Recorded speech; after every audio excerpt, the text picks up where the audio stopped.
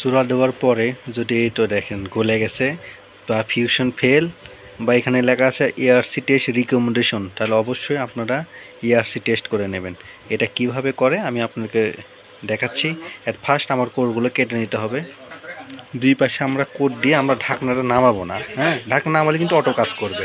এর আগে আমরা মেনুতে চাপ দিয়ে দিলাম, এখন ঢাকনা নামাই সমস্যা নেই। এরপরে এটা এআরসি টেস্ট দিয়ে আমরা ইন্টার বাটনে চাপ দেবো, দিয়ে পরে পুশ বাটনে রান দিলেই চার্জ আছে। এই তো আমাদের ইআরসি টেস্ট কিন্তু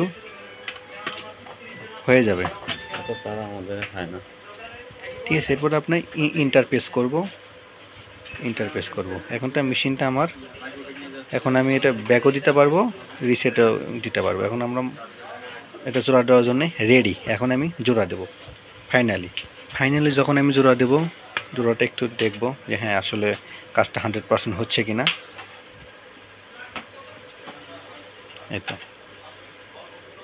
আলহামদুলিল্লাহ আমাদের কাজ কিন্তু 100% হয়ে গেছে এআরসি টেস্ট করার জন্যে।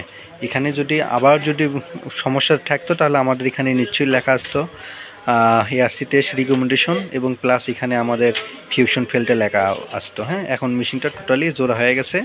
এখন মেশিনটা ডেলিভারি দেওয়ার জন্যে ওকে। আশা করি আপনারা বিষয়টা বুঝতে পারছেন।